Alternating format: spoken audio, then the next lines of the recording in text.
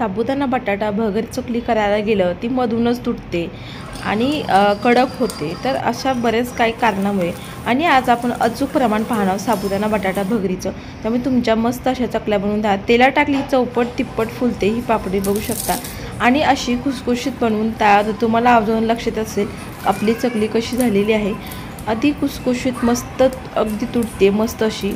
अगदी म्हातारे माणसं आजी आजोबा असतात ना ते सुद्धा खाऊ शकतात, इतकी मस्त ही साबुदाणा बटाटा भगर चकली बनवून तयार होते। तर मंडळी अशा छान छान रेसिपीसाठी पटकन एक सबस्क्राईब करा, लाईक करा आणि जास्तीत जास्त जणांना ही रेसिपी शेअर करा। इंस्टाग्रामला फेसबुकला देखील फॉलो करा। चला तर मग वेळ न घालवता रेसिपीला सुरुवात करूयात। तर साबुदाणा बटाटा भगर चकली करण्यासाठी इथे मी 1 किलो बटाटे घेतले, उकडून साल काढून घेतलेले आहे। 1 किलो घेतलेले आहेत। तर आपल्याला काय करायचे, किसणी घ्यायची आहे। तुमच्या घरात जी कुठली असेल ना ती किसणी घ्यायची आहे आणि आपल्याला ह्या किसणीने किसून घ्यायचे बटाटा आहे तो, किंवा तुम्ही मॅश देखील करून घेऊ शकता। पण काय होतं मॅश करून घेतला ना त्याच्यामध्ये बटाटा वगैरे अख्खा राहतो, मग ती साबुदाणा बटाटा चकली गेली की ती अडकते त्याच्यामध्ये। त्यासाठी आपल्याला काय करायचे, हिचा आपल्याला किसूनच घ्यायचा बटाटा, त्याच्याकरता गुठळ्या वगैरे राहू शकतात। आता हा इथे मी किसून या पद्धतीने बटाटा सर्व इथे किसून घेत आहे। आता हा बटाटा आहे ना आपल्याला किसून या पद्धतीने किसून घेत आहे, हा बाजूला ठेवून देणार आहोत। इथे मी घेतलेले आहे अर्धा किलो भगर। तर अर्धा किलो भगर आहे ना आपल्याला स्वच्छ निवडून वगैरे घ्यायची। सुरुवातीला काही कडे वगैरे असतात ते काढून टाकायचे आणि इथे भगर आहे ना आपल्याला एका पातेल्यामध्ये काढून घ्यायचे आणि ही भगर आहे ना आपल्याला एक 2 ते 3 पाण्याने स्वच्छ धुवून घ्यायची। कारण ही भगर आहे ना किराणा माल दुकानामध्ये उडत असते, कारण काही जे म्हणजे पांढरं पाणी वगैरे असतं ना ती निघेपर्यंत आपल्याला ही भगर आहे ना स्वच्छ धुवून घ्यायची असते, कारण धूळ वगैरे असते भगरीमध्ये। 2 ते 3 पाण्याने मी याला स्वच्छ धुवून घेते या भगरीला आणि चांगलं पाणी टाकायचे। आणि यात साईडलाच मी लगे पाणी एक कढई ठेवली गॅसवरती आणि पाणी टाकलेलं आहे कढईमध्ये आणि गॅस आहे तो आपल्याला चालू करायचा आहे। गॅसची फ्लेम आहे ना मीडियम ठेवायचे आणि ह्याला पाणी उकळत ठेवायचे आपल्याला आणि मीठ टाकायचं पाण्यामध्ये चवीनुसार। मीठ हे बेतानेच टाकायचं, कारण काय होतं उन्हाळी वाण्याला मीठ आहे ना बेतानेच टाकायचं, कारण खूप जास्त जर टाकलं ना भाजीसारखं तर खरट होते। आता आपल्याला धुवून घेतलेली जी भगर आहे ना ही याच्यामध्ये टाकून द्यायची, टाकून घ्यायची आणि ह्याला मिक्स करून घ्यायचं, कारण मीठ वगैरे मिक्स होतं। आणि झाकण ठेवून आपल्याला साधारण 20 मिनिट आपल्याला ही भगर झाकून ठेवायचे आणि मधून अधून हलवायचे, म्हणजे काय होतं खाली वगैरे लागू शकते भगर। आणखीन याला झाकण ठेवून देणार, तिकडे आपली भगर शिजते तोपर्यंत आपण काय करणार आहोत। इथे मी सुक्या लाल मिरच्या घेतल्यात, एक 7 ते 8 सुक्या लाल मिरच्या घेतलेल्या आहेत, सुकलेल्या आहेत। तुम्ही या ठिकाणी हिरवी मिरची देखील घेऊ शकता किंवा लाल तिखट देखील घेऊ शकता। आता ह्याला काय करायचं, ह्याला बारीक करून घ्यायचं आहे मिक्सरवरती, बंद चालू करून मिक्सर। मी याला छान बारीक करून घेतलेला आहे। आता हे बाजूला ठेवून देणार आहोत। इथे आपली बघू शकता भगर देखील शिजलेली आहे, पण आपल्याला छान मऊसर अशी अगदी छान अशी शिजवून घ्यायची। अगदी आपण भगर कशी करतो ना उपासाला तशी करायची नाही, चांगली मॅश होईपर्यंत भगर शिजवायचे। त्याच्याकरता मी ती आणखीन याला पाणी टाकलेलं आहे, याच्यामध्ये अगदी 2 ग्लास इतकं टाकलेलं आहे आणि याला मिक्स करून घ्यायचं पाणी टाकून, कारण आपल्याला मोकळी सुटसुटीत करून घ्यायची नाही, आपल्याला मॅश करून घ्यायचे भगर। त्याच्याकरता आणखीन याला पाणी टाकून याला झाकण ठेवून आपल्याला छान भगरी शिजवून घ्यायचे। म्हणजे काय होतं ना अशी भगर शिजवून घेतलेलं मऊसूद छान आपली चकली आहे ना ती छान होते, व्यवस्थित होते, अजिबात कुठे तुटत वगैरे नाही आणि छान असं बाइंडिंगसुद्धा येतं या भगरीचं। त्याच्याकरता आपल्याला भगर छान शिजवून घ्यायचे। आता याला झाकण ठेवून आपल्याला छान एक 20 मिनिट याला छान शिजवून घेतलं मी, किंवा तुम्ही ही भगर आहे ना कुकरला देखील लावू शकता।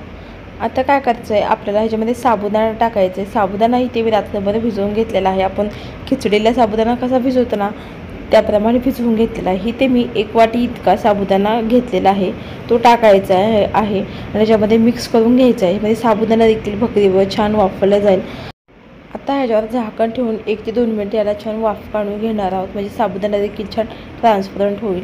आणि ह्याला झाकण ठेवून आपण आपल्या ह्याला पुन्हा रूम टेम्परेचरवरती थंड करून घ्यायचे भगर पुन्हा नंतरून वाफरल्यानंतर। आता काय करायचं, जे आपण बटाटा किसून घेतला होता ना 1 किलो उकळून साल काढून किसून तो घेतलेला आहे आणि मला थोडासा कमी वाटला साबुदाणा, त्याच्याकरता मी इथे आणखीन थोडा भिजवला होता, म्हणजे एक. आणि हा बारीक साबुदाणा आहे, मोठा नाही आहे, बारीक झिरो साईज साबुदाणा असतो ना, तो पटकन भिजतो. तो साबुदाणा भिजवला होता मी, कारण मला थोडासा कमी वाटला, त्याच्यामुळे मी थोडा ॲड केलेला आहे. मी इथे साधारण इथे पाव किलो साबुदाणा घेतलेला आहे दोन्ही मिळून. आणि आता आपल्याला काय करायचं आहे, ह्याच्यामध्ये मीठ टाकायचं आहे चवीनुसार. आणि बटाटा आणि साबुदाणा सुरुवातीला आपल्याला मॅश करून घ्यायचं आहे. आणि आपण जी सुरुवातीला भगर शिजवून घेतली होती ना मऊसर अशी, ती सर्व टाकायची. आता थंड करून घेतलेली होती मी, कारण गरम होती भगर टेम्परेचरवरती. आता ही सगळी भगर मी काढलेली आहे. मीठ टाकायचं आहे, कारण सुरुवातीला मला थोडंसं मीठ कमी वाटलं, कारण भगर ॲड केली, पुन्हा आपण साबुदाणा ॲड केला, त्याच्यामुळं मी थोडं मीठ टाकलेलं आहे चवीनुसार. आता ह्याला मिक्स करून घ्यायचं आहे व्यवस्थित असं हाताने.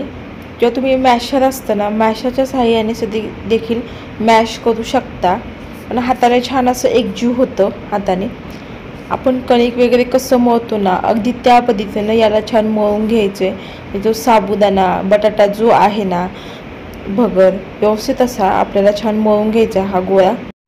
आता या बटाटा साबुदाणा भगरीला छान एकजीव वरून आपल्याला मळून घ्यायचं आहे हाताने, कारण काय होतं ना, तर तिन्हीही छान व्यवस्थित असे मिक्स होतील आणि आपल्या चकल्यासुद्धा छान व्यवस्थित पडतील.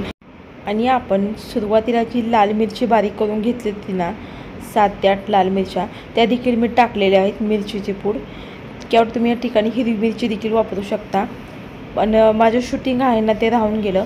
आणि एकत्रित असं छान याला 20 ते 25 मिनिट मी याला छान मळून घेतलं व्यवस्थित असं. तिन्ही छान मिक्स देखील झालेले आहेत, व्यवस्थित असा आपला गोळा देखील मळून झालेला आहे, बघू शकताय तुम्ही.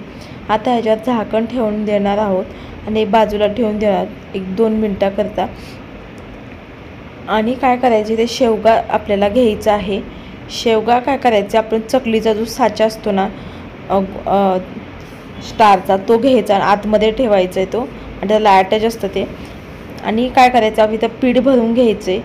पीठ भरत असताना पाण्याचा हात लावायचा आणि पीठ भरायचं, म्हणजे हाताला चिटकत नाही याच्याकरता, तर मग हाताला चिटकल. आता आणि काय करायचे, चकली सोडत असताना मधून कडेपर्यंत सोडायची अशा पद्धतीने. आणि शेवटचा जो वेढा आहे ना, तो चिटकून घ्यायचा या पद्धतीने. म्हणजे काय होतं ना, तेलात टाकली की अगदी ती सुटत नाही तो वेढा.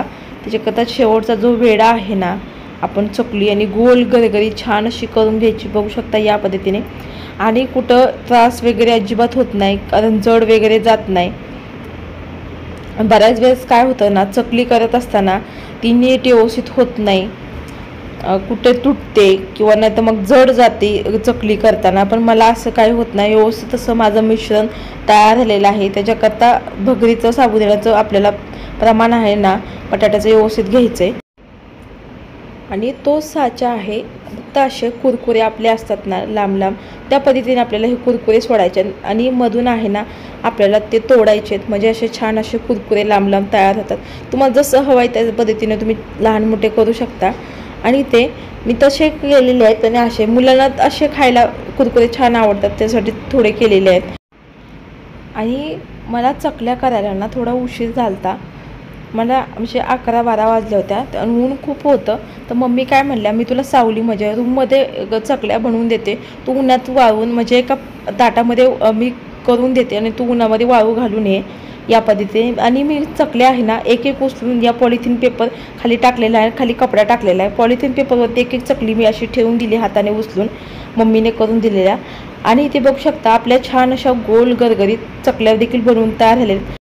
आता इथे कुरकुरे आणि चकल्या मी या दोन्ही म्हणजे मला साधारण अर्धा तास लागला करायला. आणि याला मी छान 2 ते 3 दिवस ऊन देणार आहे. आणि संध्याकाळी त्या पॉलिथिनच्या पेपरवरच्या काढायच्या, एका टोपल्यामध्ये जमा करून आपल्याला ऊन द्यायचं आहे 2 दिवस आणखीन कडकडीत. आता या चकल्या आपल्याला तळून घ्यायच्यात. तेल गरम करत असताना आपल्याला कडकडीतच गरम करून घ्यायचं आहे, आणि कडकडीत झालं ना छान आपल्या चकल्या देखील फुलतात. आता या चकल्या आपल्याला 3 ते 4 टाकायच्या आहेत. आणि चकली बघू शकता छान देखील फुलली देखील आहे, मस्त अशी कुडूम कुडूम आपल्या चकल्या देखील तयार झालेल्या आहेत मस्त अशा. आता दुसरी बॅच देखील तुम्हाला तळून दाखवते. चकल्या सोडायच्या आणि अगदी 1 ते 2 मिनिटांत छान फुलतात आणि लगेच तेलामधून काढायच्या. फक्त व्यवस्थित असं आपल्याला तेल आहे ना कडकडीतच गरम करून घ्यायचं, म्हणजे तेलात टाकली की चकली आहे ना छान फुलते, कुठे म्हणजे कचकच वगैरे लागत नाही तळली तर. आणि इथे बघू शकता, इथे आपल्या मस्त अशा कुडूम कुडूम चकल्या खाण्यासाठी तयार झाल्या. साबुदाणा बटाटा भगरीच्या चकल्या बनवून तयार झाल्या आहेत. अगदी बघू शकता, अगदी खुसखुशीत मस्त बनवून तयार. आजची ही तुम्हाला साबुदाणा बटाट भगरीची चकली कशी वाटली मला मंडळी कमेंट करून नक्की सांगा. अगदी चवीला तर मला इतकी टेस्टी मस्त बनवून तयार, अगदी आजोबा देखील अगदी चुटकीसह संपत इतक्याही मस्त बनवून तयार झाल्या. आजची रेसिपी तुम्हाला कशी वाटली मंडळी कमेंट करून नक्की सांगा. अशा छान छान रेसिपीसाठी वैष्णव रेसिपी चॅनलला लाईक करा, सबस्क्राईब करा, जास्तीत जास्त जणांपर्यंत रेसिपी शेअर करा. वेळात वेळ काढून माझी रेसिपी पाहिल्याबद्दल तुमचं मनापासून धन्यवाद. पुन्हा अशा मस्त रेसिपीमध्ये भेटूया. तोपर्यंत